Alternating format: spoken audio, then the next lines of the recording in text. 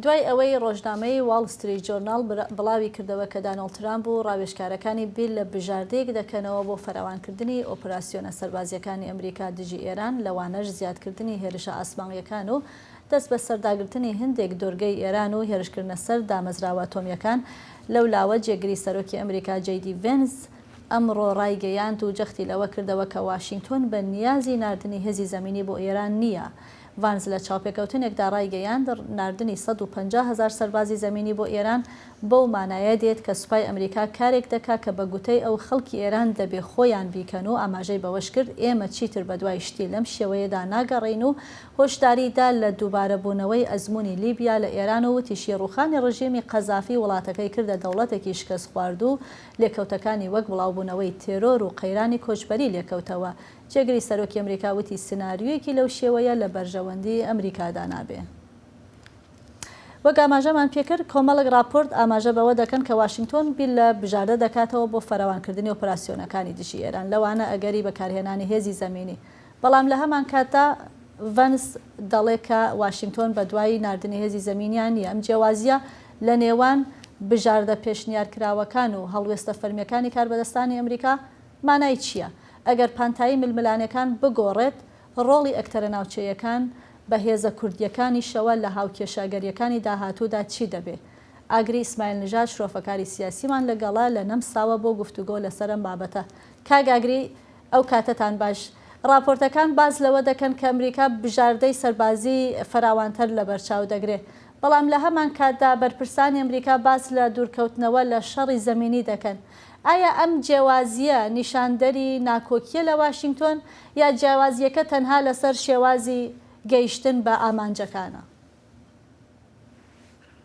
سلااو ڕێزمە بۆ ئەوەی بەڕێز هەروە بۆ بینەرانتان. ڕاستیەکەی ئەوەیە کە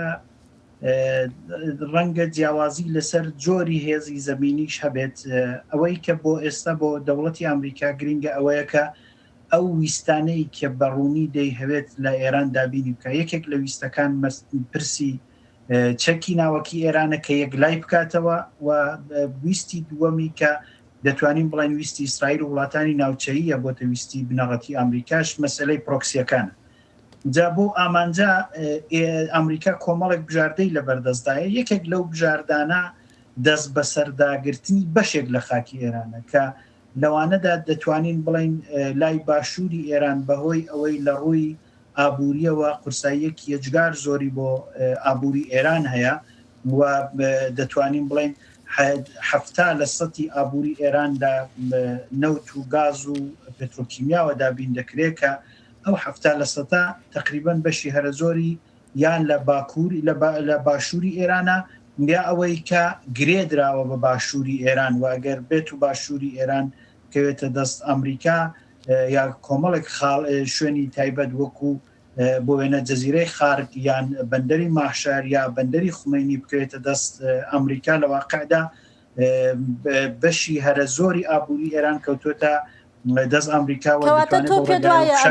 کەواتە پێ دوایە ئەمریکا هەوڵی ئەوە دەدا دەست بەسەر کۆمەڵێک لە ناوچەکانی ئێران بگرێت. ئەمن پێم وایە ئەگەری ئەو باسە هەیە یەکەم لەبەر خاتریەوەی بتوانێت زەختێکی ئابووری بخاتە سەر ئێران و لە دۆخێکی کەشدا ئەگەری ئەو باسە هەیە ئەگەر شەڕ درێژ بخایەنێ ببێتە شەڕێکی وەکو دەڵێن سوا و درێژخایەن لەو دۆخەشدا بۆەوەی کە بتوانێت تێچووی نظامی خۆی کەم بکاتەوە ئەگەری ئەوە هەیە دەست بەسەر بەشێ لە خاکی ئێراندا بگرێت. بەڵام لە هەردوو سناریۆکەدا ئەو جغرافیایی کە دەستی بەسەردا دەگرێت ڕەنگە جیاواز بێت. باشە کاگاگری با بینە سەر ئەکتەرە ناوچەیەکان. ئەزموونی سووریا دەری خستکە هاوکاری ئەمریکا لەگەڵ هێزە کوردیەکان بۆ نمونە کاردانەوەی توندی هەندێک لە وڵاتانی ناوچەکە وەکو تورکیە لێکەوتەوە. ئەگەر دۆسیەی ئێرانیش بەم شێوەیە کە جەناب داماژەت پێکرد کە ئەڵێی ڕەنگە بێوێت ئەمریکا دەست بەسەر هەندێک ناوچەدا بگرێت، پێ دوایە دووبارە ڕۆڵی کورد بێتەوە ئاراوە؟ ئایا واشنگتۆن ئەگەر لەو کاتەیە ئەگەر شتی وا بێتە ئاراوە واشنگتۆن ئامادەیە بەرامبەر بە هێزە ناوچەیەکانی وەک تورکیا وڵاتانی کەندا و بوەستێتەوە ئەگەر ئەمە ڕوو بدا با بڵێن ئێوە پێش ئەوە ئەمن بۆ باس کە دوجاریش ئەمێ باسی پێناسەی پێگەی کوردیشم بۆ بکەی دواتر؟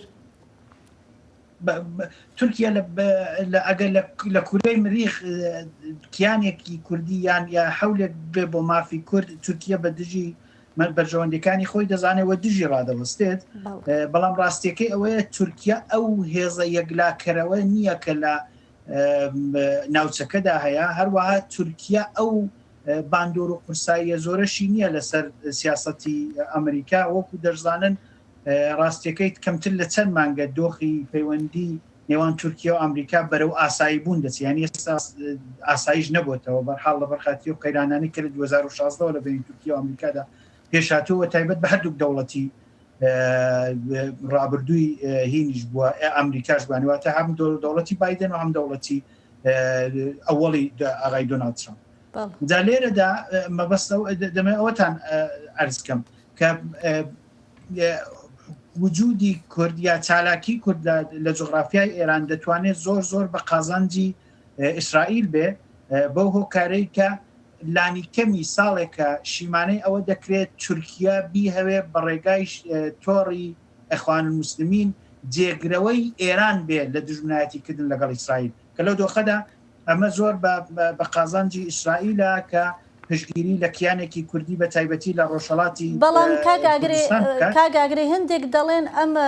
باسکردن و وروژاندنی پرسی کورد لەلایەن ئیسرائیلەوە و تەنانەت لەلایەن ئەمریکاشەوە هەندێک جار ئەمرازێکی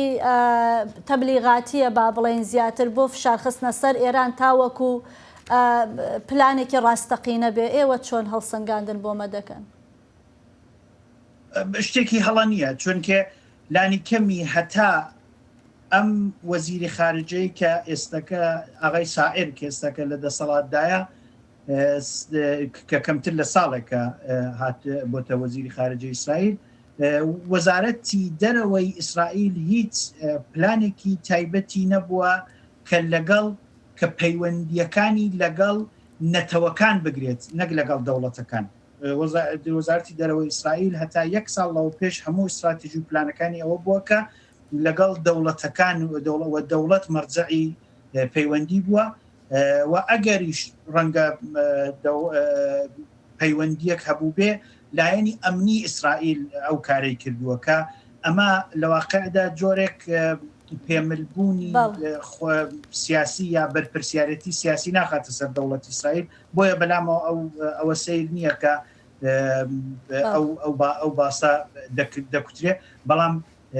خاڵێکی گرنگ ئەوەیە کە لانی کەمی لە 1 ساڵی ڕابردووە دەرکەوتووە دەوڵەتی ئیسرائیل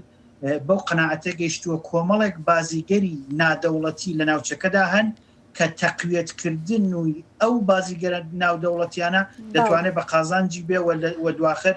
ئەمنیەتی نەتەوەیی خۆی پێ بپارێزێ بۆیە ئەم پێم وایە لە 1 ساڵی ڕابردوودا ئەو نیشانانە هەیە کە تۆ بڵێ پەیوەندی سیاسی یان بەرپرسیارەتێکی سیاسی لەلایەن دەوڵەتی ئیسرائیلەوە بەرامبەر بە بۆنە لایەنێکی کوردی کە هاوکاری ساز بوو. بەڵێ زۆر سپاس ئاگری سپایل لژات شرۆفەکاری سیاسی لە نەمساوە سپاس و ئامادەبوونێت.